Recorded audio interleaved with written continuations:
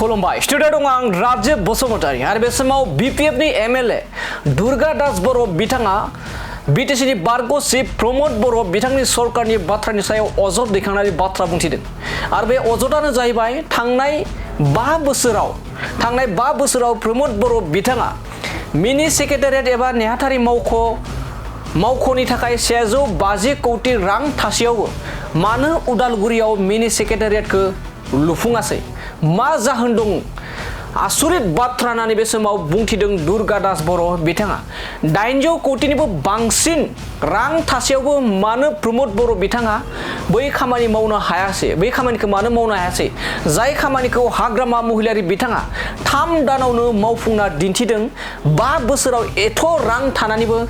मा जाहोन थासेयाव एबा मा जाहोननि थाखाय 150 कौटि उदालगुरि जिल्लानि थाखाय नेहाथारि खौ दंमोन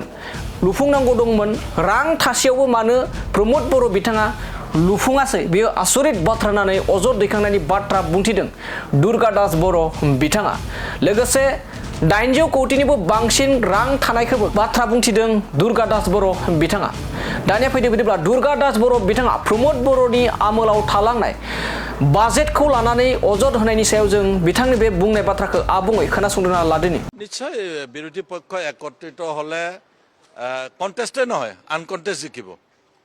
কাৰণ বিৰোধী পক্ষ একত্ৰিতভাৱে যদি এগৰাকী প্ৰাৰ্থী প্ৰক্ষেপ কৰে চৰকাৰী পক্ষ জিকাৰ কোনো অংক নাই ইয়াততো আৰু অংকৰ কথা সংখ্যাৰ কথা মই ভাবো বিৰোধী পক্ষ একত্ৰিত হোৱাটো সম্ভৱ নহয় এই মুহূৰ্তত যদিও এই মাত্ৰ কংগ্ৰেছ দলৰ CLP বহি আছে আপোনালোকে তেওঁলোকৰ সভা কক্ষত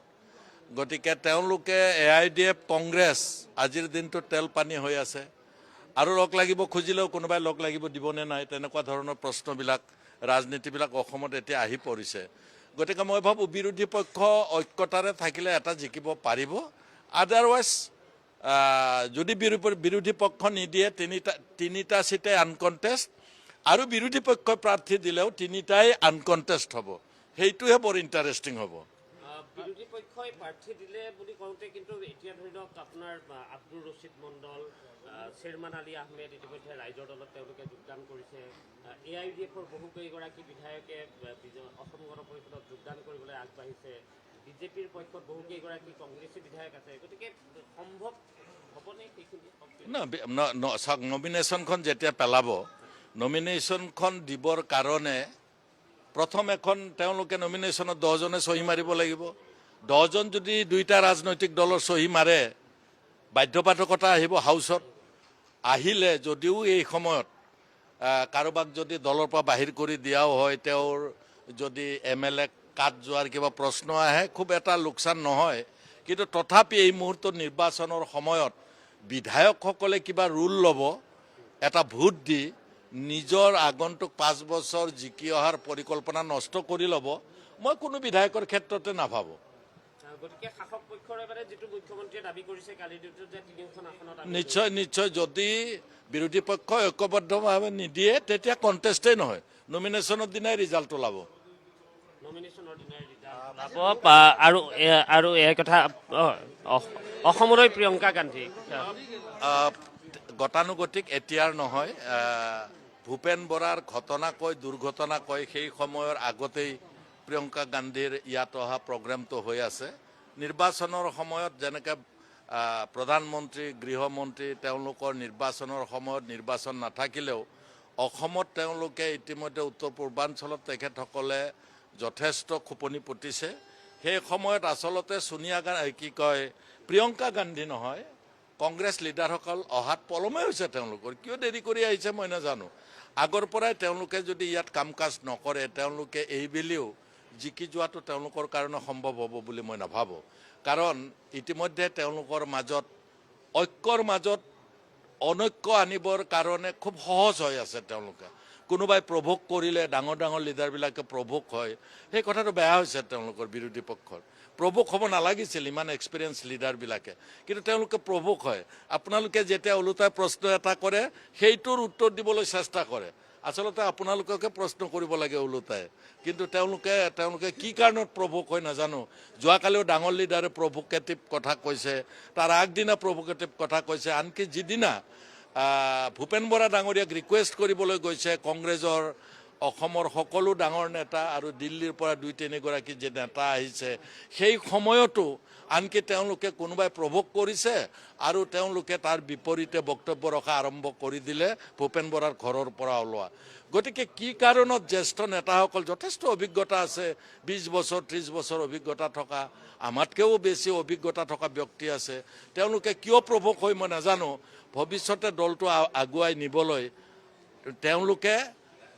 অন্যৰ ক্ষেত্ৰতহে আক্ৰমণাত্মক হ'ব লাগে। বিৰোধী পক্ষই হয় নহয় কিছুমান কথা কৈ থাকিব পাৰে, কিন্তু তেওঁলোকে জবাবদিহি হৈ আছে। আপোনালোকে যেতিয়া প্ৰশ্ন সোধে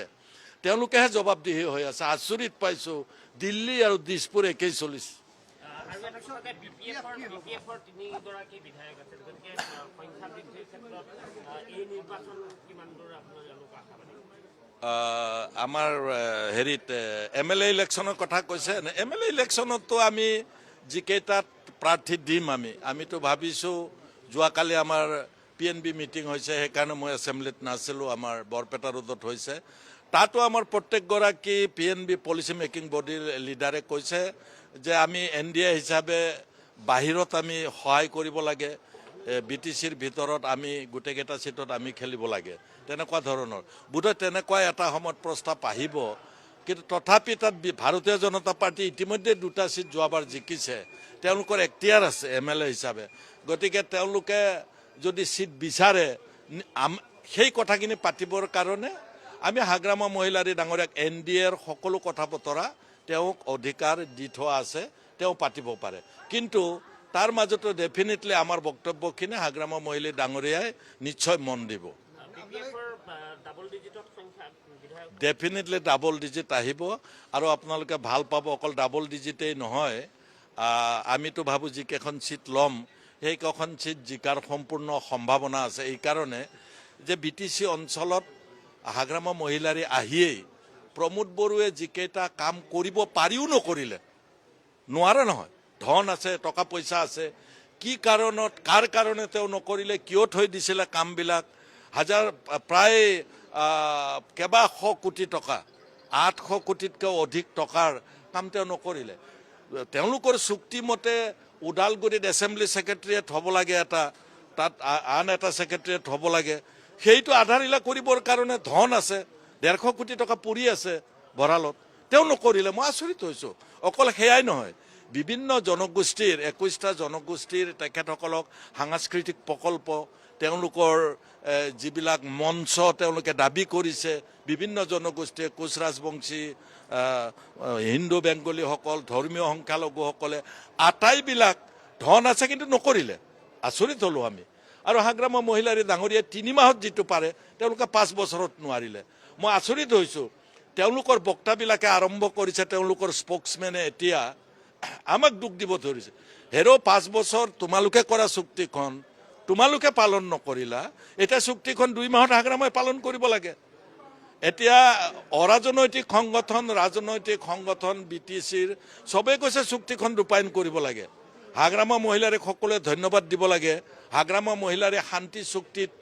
তেওঁ দিনটো পালন কৰিছে, কিন্তু প্ৰমোদ বড়োৱে 5টা বছৰে BTC চুক্তিৰ দিনটো ভুলতো এদিনো পালন নকৰিলে। কিমান তেওঁ ঠেক ৰাজনৈতিক চিন্তা চৰ্চাৰে ক্ষমতা চলাইছিল, কিন্তু হাগ্ৰামাই মানে যিখন শান্তি চুক্তি সেইখন পালন কৰিব নকৰিলেও পাৰিলেহেঁতেন, কিন্তু আমি পালন কৰিছোঁ। তাকো BPF দলে সিদ্ধান্ত লৈ পালন কৰিছোঁ আমি। গতিকে প্ৰমোদ বড়ো যোৱা 5টা বছৰত ডেম ফেইলৰ হৈছে, গতিকে তেওঁলোকৰ প্ৰাৰ্থী বহুত জেগাত আমানতৰ ধন বাজেয়াপ্ত হ'ব।